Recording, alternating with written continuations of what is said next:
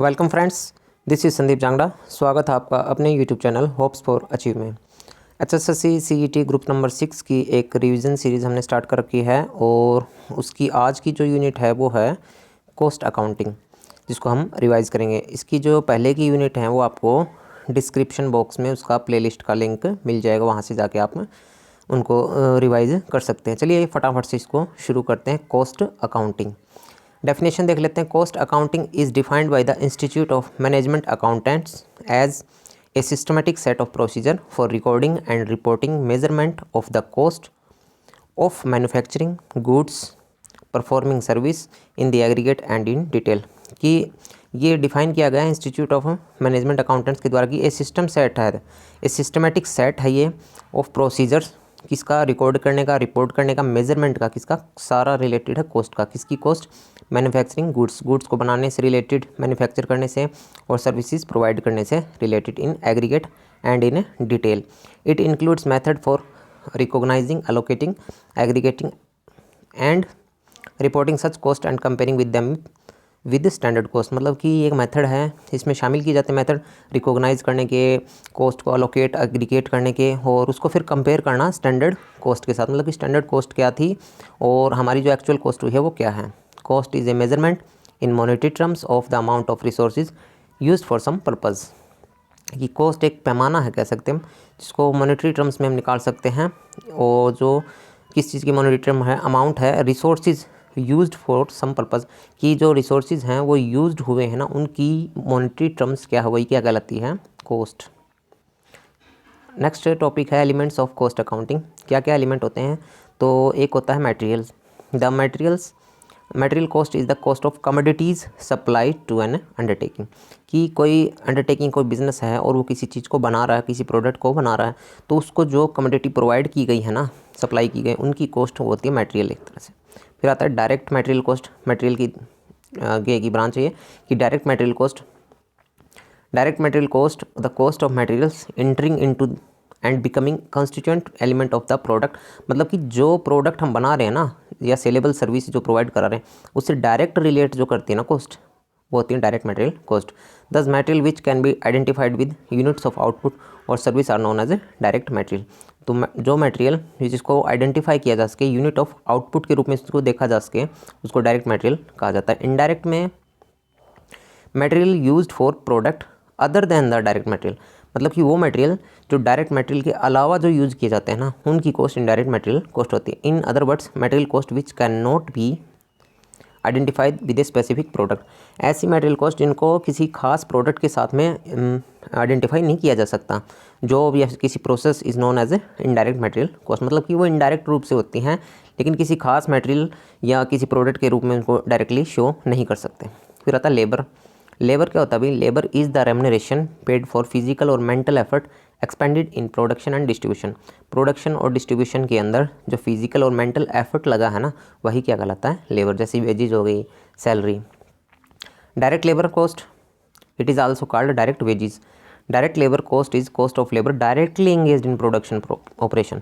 जो प्रोडक्शन सामान को बनाने से रिलेटेड जो कार्य है ना, उनके साथ जो डायरेक्टली एंगेज्ड हैं, वो डायरेक्ट लेबर कॉस्ट होती हैं। और इनडायरेक्ट लेबर देखते हैं हम। Indirect labour cost is the remuneration paid for labour engage to help the production. जो प्रोडक्शन ऑपरेशन के अंदर डायरेक्ट रूप से रिलेट नहीं कर रही, बल्कि उनको क्या कर रही हैं? हेल्प कर रही हैं। ठीक है, हेल्प कर रही हैं, वो सारी क्या कहलाती है? Indirect labour cost. नेक्स्ट आता है expenses. Expenditure other than material और लेबर। मटेरियल के अलावा और जो लेबर है, लेबर कॉस्ट, उसके अलावा जो जितने भी खर्चे हैं ना, वो आपके एक्सपेंसेस कहलाते हैं। थर्ड एलिमेंट ऑफ कॉस्ट होते हैं। Direct expense, these are the expenses which can be directly identify with the unit of output, जो प्रोसेस और ऑपरेशन, जिसको हम डायरेक्ट रूप से ऐसे खर्चे जो हम प्रोडक्ट बनाते हैं या सर्विस प्रोवाइड करते हैं, उनमें डायरेक्ट रूप से हम पहचान सकते हैं डायरेक्ट एक्सपेंस, या डायरेक्ट रूप से वो जुड़े होते हैं। Indirect expense are expenses other than indirect material. Indirect material और इनडायरेक्ट लेबर के अलावा जो खर्चे हैं, या फिर वो डायरेक्टली रूप से आउटपुट या फिर प्रोडक्ट के साथ या कार्य के साथ नहीं जुड़े हुए होते हैं, इनडायरेक्ट एक्सपेंसेस। फिर आता overhead. Overhead cost are those that are not directly related to the production of, production के साथ जो नहीं जुड़ी हुई होती, किसके, प्रोडक्शन गुड्स या सर्विस के, but are necessary for the operation of business. मतलब प्रोडक्शन से तो नहीं जुड़ी होती है ओवरहेड या ये ऐसे खर्चे जो प्रोडक्शन से तो नहीं जुड़े हुए, लेकिन बिजनेस की जो ऑपरेशंस वगैरह है ना करिए, उनमें बहुत ज़रूरी हैं। फैक्ट्री ओवरहेड, एडमिनिस्ट्रेशन और office work head and selling distribution overhead, मतलब कि प्रशासन संबंधी, ठीक है, ऑफिस ओवरहेड हो गए, सेलिंग डिस्ट्रीब्यूशन ओवरहेड, मतलब ये खर्चे हैं जो डायरेक्ट रूप से नहीं जुड़े हुए लेकिन प्रोडक्शन में हेल्प करते हैं। फिर आता है इन्वेंट्री कंट्रोल। इन्वेंट्री कंट्रोल का मतलब क्या होता है? Inventory control also called stock control is the process of ensuring the right amount of supply is available in an organisation. मतलब कितनी अमाउंट में जो सप्लाई होनी चाहिए किसी ऑर्गेनाइजेशन, किसकी सप्लाई, प्रोडक्ट्स की, with the appropriate internal and production control, मतलब कि अच्छे ढंग से किए गए इंटरनल और production control. The practice ensure the company can meet customer demand and delivers financial elasticity. मतलब कि सही ढंग से अगर हमने इन्वेंट्री को, प्रोडक्ट्स को कंट्रोल कर रखा है तो कस्टमर की जो नीड और डिमांड है ना उनको हम पूरा कर सकते हैं और फाइनेंशियल इलास्टिसिटी डिलीवर कर सकते हैं। Wage payment methods. Wage payment मतलब जो आपकी रेम्युनरेशन, मजदूरी वगैरह होती है उनको पे करने के मेथड्स। पहला है time rate system. Under this method of wage payment the workers are paid the wages on the basis of time, समय के हिसाब से, ठीक है, टाइम रेट के अंदर समय के हिसाब से वेजेज जो मजदूरी जो है पे की जाती है वर्कर्स को। In this system of wage payment the workers are paid the wages on the basis of time, on the basis of time as per hour, per day, per week, per fortnight, per month, मतलब कि घंटे के हिसाब से दिया जा सकता है, दिन के हिसाब से दिया जा सकता है, वीक के हिसाब से, महीने के हिसाब से, 15 दिन के हिसाब से, मतलब टाइम से रिलेट करती हैं। फिर आता है piece rate system. Under this system of wage payment the workers are paid the wages on the basis of quantity and quality of work perform by them, मतलब कि कितनी मात्रा में कोई प्रोडक्ट बनाया है और उसकी क्वालिटी कैसी बनाई है उसके हिसाब, मतलब पर पीस एक तरह से कह सकते हैं, unit. Under this system the rate of wages are determined according to quantity quality of the work and the worker are paid according to these rate, मतलब कि क्वालिटी के हिसाब से और क्वांटिटी के हिसाब से, मतलब कि 10 चीज़ें बना दी तो उनका रेट ये होगा, उनकी क्वालिटी के अकॉर्डिंग। स्टैंडर्ड क्वालिटी जो है वो उसके अंदर मिश्रित जो उसके अंदर शामिल होनी चाहिए, मतलब इस क्वालिटी और इस क्वांटिटी के साथ, तो फिर यूनिट के हिसाब से उनको वेज जो है पे की जाएगी। फिर आता है incentive wage system. This system provide incentives to the worker to produce more and more maintaining the quality as well. Incentive एक तरह से कह सकते हैं कि वर्कर को ज़्यादा से ज़्यादा प्रोडक्ट बनाने के लिए और क्वालिटी को भी मेंटेन करने के लिए दिए जाते हैं। The workers are paid bonus और प्रीमियम, मतलब बोनस दे दिया जाए, मतलब कई बार वर्कर्स को वेजेस के अलावा बोनस दे दिया, प्रीमियम फॉर एडिशनल वर्क, अन्य मतलब काम से ज़्यादा अगर करते हैं वो एडिशनल वर्क के लिए उनको बोनस दे दिया, प्रीमियम दे दिया। It is important to note that almost all the system incentive wage provide for minimum guarantee wage to the workers, मतलब कि लगभग सभी सिस्टम में क्या होता है, incentive wages provide for minimum guarantee wages to the worker, मतलब एक जो मिनिमम कम से कम जो मजदूरी की जो गारंटी वगैरह है ना वो इसमें प्रोवाइड की जाती है। मेथड ऑफ कॉस्टिंग जो आपका अगला टॉपिक है, इसमें सबसे पहला जो पॉइंट है वो आता है job costing. Job costing is a type of accounting where the cost of each job, मतलब प्रत्येक कार्य उसकी कॉस्ट निकाली जाती है, taken into an account and calculate, मतलब प्रत्येक कार्य से जुड़ी हुई कॉस्ट जो हो निकाली जाती है। फिर आता है contract costing based on the underlying principle of job costing and contract costing are similar, मतलब कि प्रिंसिपल नियम के हिसाब से जॉब कॉस्टिंग और कॉन्ट्रैक्ट कॉस्टिंग लगभग क्या है, सिमिलर हैं। However the difference is that the contrast लिखा गया, contract costing task is big and the job costing is comparatively small, मतलब कि कॉन्ट्रैक्ट कॉस्टिंग क्या है, थोड़ा सा बड़ा स्तर है और जो आपकी जॉब कॉस्टिंग है वो छोटा स्तर है। फिर आता है batch costing.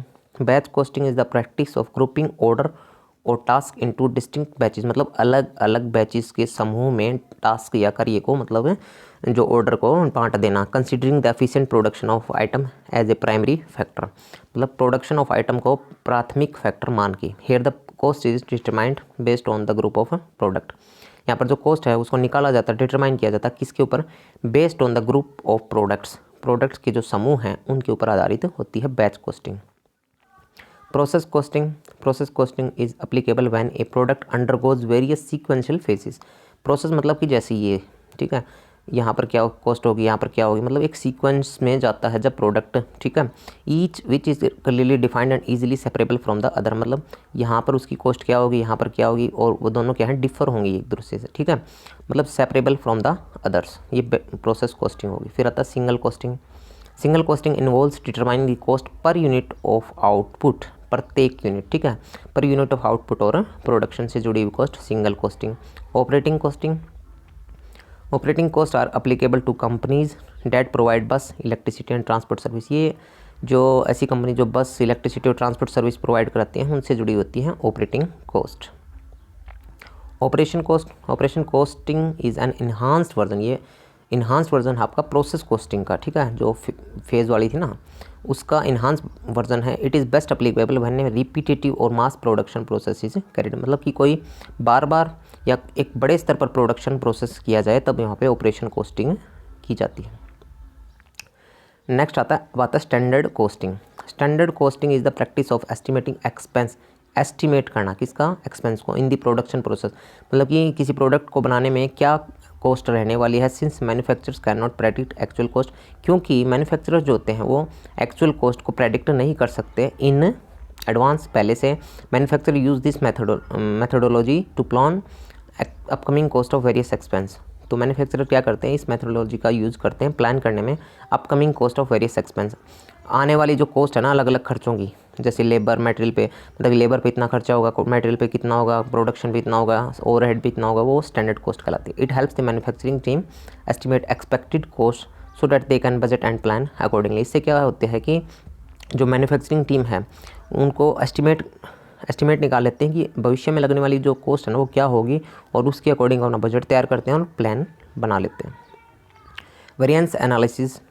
Variance analysis the study of deviation of actual behaviour versus forecasted और प्लान, मतलब कि हमने सोचा था ये, ठीक है, और हुआ ये, मतलब हमने कॉस्ट ये सोची थी और हुई ये, या फिर कह सकते हैं कॉस्ट सोची थी हमने 10 लगी 15, ठीक है, और जो इनके बीच का गैप है ना वो डेविएशन, उसी को एनालिसिस करना वेरिएंस एनालिसिस कहलाता है। बिहेवियर इन बजटिंग और मैनेजमेंट अकाउंटिंग, और किससे जुड़ा है, बजट से रिलेटेड और मैनेजमेंट अकाउंटिंग से related. Types of variance analysis. Material variance.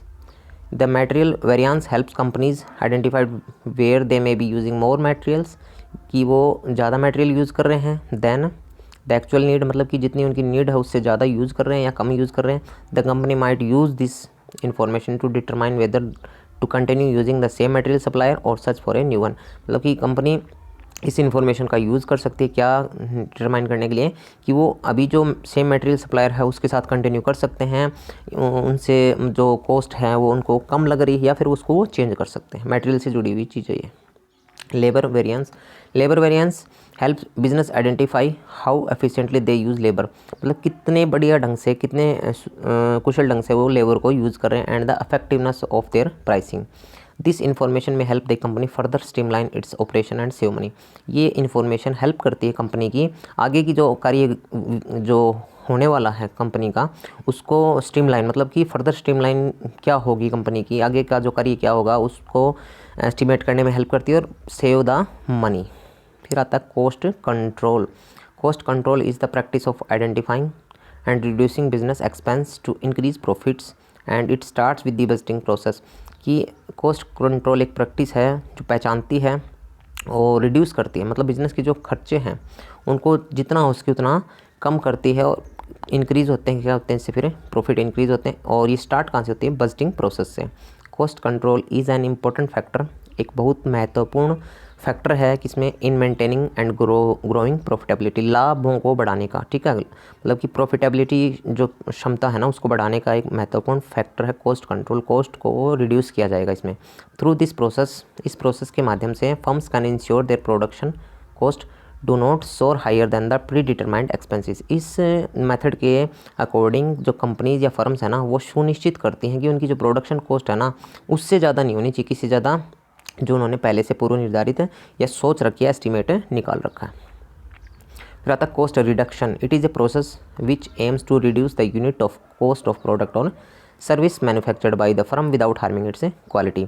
ये वो प्रोसेस है जो कंपनी में क्या करते हैं, जो प्रोडक्ट या सर्विस होती है मैन्युफैक्चर्ड जो किए जाते हैं उनकी कॉस्ट को रिड्यूस करना और साथ में उसकी क्वालिटी को नुकसान पहुँचाए बिना, मतलब कि जो उसकी पर यूनिट कॉस्ट है उसको कम करना और साथ में उसकी जो क्वालिटी है वो बनी रहे। Cost reduction has a significant role in reducing the per unit cost of products and are thus essential for firms to maximise their profit. Cost reduction जो है ना एक महत्वपूर्ण भूमिका निभाती है क्या करने में, रिड्यूसिंग पर यूनिट कॉस्ट ऑफ प्रोडक्ट, और साथ साथ इससे क्या होते हैं, मैक्सिमाइज देयर प्रॉफिट। मतलब कि कॉस्ट कम होगी तो ऑटोमेटिक क्या होंगे, प्रॉफिट क्या होंगे, बढ़ जाएंगे। Cost audit, verification of the cost accounting records, मतलब कि कॉस्ट अकाउंटिंग रिकॉर्ड्स का वेरिफिकेशन ही क्या कहलाता है एक तरह से, cost audit. Such as the accuracy of the cost accounts, मतलब कि कॉस्ट अकाउंट्स कितने एक्यूरेट हैं, कॉस्ट रिपोर्ट कितनी एक्यूरेट हैं, कॉस्ट स्टेटमेंट को वेरीफाई करना, कॉस्ट डाटा, कॉस्टिंग टेक्निक, ये सारी चीज़ें जिसमें जांचना, ये सारी कॉस्ट ऑडिट कहलाती हैं। Estimation of these records to ensure that they adhere to cost accounting principle, इन सभी का एस्टिमेशन इन सभी का जो ऑडिट है, इन सभी की जो जानकारी है वो क्यों ज़रूरी होती है, क्योंकि सारी चीज़ें क्या हैं, किसके अकॉर्डिंग हो रही है, cost accounting principal, plan, procedure और ऑब्जेक्टिव। मतलब कि एक तो कॉस्ट अकाउंटिंग की जो प्रिंसिपल उनके अकॉर्डिंग काम किया जा रहा है, प्लान्स के अकॉर्डिंग हो रही प्रोसीजर, और जो ऑब्जेक्टिव हैं वो क्लियर हैं। Cost audit provide reliable information for management decision related to cost reduction optimization. Cost audit क्या करती है, आपको प्रोवाइड करती है जो रिलायबल इन्फॉर्मेशन, ठीक है, विश्वसनीय जानकारी या डाटा प्रोवाइड करती है मैनेजमेंट को डिसीजन रिलेटेड, किससे जुड़े हुए निर्णय लेने में, कॉस्ट रिडक्शन और उसको ऑप्टिमाइज करने से related. It assist in choosing the correct selling price, help करता है भाई किस में, कि सही सेलिंग प्राइस क्या होगा प्रोडक्ट या सर्विस का। A cost audit ensure that the company compiles with legal and regulatory provision related to cost accounting. और कॉस्ट ऑडिट में ये भी सुनिश्चित किया जाता है कि कोई कंपनी है ना वो complies with legal and regulatory provision, मतलब कि कॉस्ट अकाउंटिंग के जितने भी रूल हो रहे हैं, जितने भी रूल रेगुलेशन हैं उनको फॉलो कर रही है। फिर आता है सेक्शन 148 जो होता है ना, वो आपकी section 148 of the companies act 2013 contains provision regarding cost audit. Section 148 company act का जो है, कंपनी एक्ट 2013 का, वो आपका कॉस्ट से रिलेटेड जो प्रोविज़न है वो प्रोवाइड कराता है। कुछ एक कॉस्ट रिलेटेड जो स्टैंडर्ड है वो होता है, जैसे कॉस्ट अकाउंटिंग स्टैंडर्ड 101, ये क्या है, on planning and audit of cost statement. ये planning and audit of cost statement, cost statement की जो ऑडिट है उसको प्लान किया जाता है इस स्टैंडर्ड के अंदर। फिर आता है कॉस्ट अकाउंटिंग स्टैंडर्ड 102, ये क्या करता है, ऑन कॉस्ट ऑडिट डॉक्यूमेंटेशन से जुड़ी हुई चीज़ है ये, ठीक है, कॉस्ट ऑडिट के डॉक्यूमेंट क्या रहने वाले हैं। फिर आता है cost accounting standard 103 on overall objective of the independent cost auditor, मतलब कि जो ऑडिटर है कॉस्ट की जो ऑडिट कर रहा है उसके ओवरऑल ऑब्जेक्टिव क्या रहने वाले हैं, वो स्टैंडर्ड 103 में शो होता है। फिर आता है कॉस्ट अकाउंटिंग स्टैंडर्ड 104, ये क्या करता है, on knowledge of business it's process and business, मतलब कि बिजनेस के बारे में जानकारी और इसकी प्रोसेस एंड द बिजनेस, ठीक है। 104 जो आपका स्टैंडर्ड है वो बिज़नेस के बारे में रिलेट करता है, बिज़नेस की जानकारी के बारे में रिलेट करता है। तो ये थी आज आपकी यूनिट कॉस्ट अकाउंटिंग, ठीक है, जिसको हमने रिवाइज़ किया है, इसका ओवरव्यू हमने लिया है। जल्दी मिलेंगे आपकी जो नेक्स्ट यूनिट होगी उसके साथ, रिवाइज़ करती रहिए, जितने ज़्यादा हो सके आप उन चीज़ों को रिवाइज़ जो है वो करते रहें, मतलब कि प्रीवियस ईयर क्वेश्चन जो हैं या फिर पहले अकाउंट्स वगैरह के जो कोई भी एग्ज़ाम है वहाँ से क्वेश्चन जो है वो रिवाइज़ कीजिए, MCQ वगैरह वो रिवाइज़ कीजिए, मतलब जितना ज़्यादा आप उसके रिवीजन पे फोकस रखिए, ठीक है। मिलते हैं फिर नेक्स्ट वीडियो में, स्वस्थ रहिए, खुश रहिए, हैव ए नाइस डे।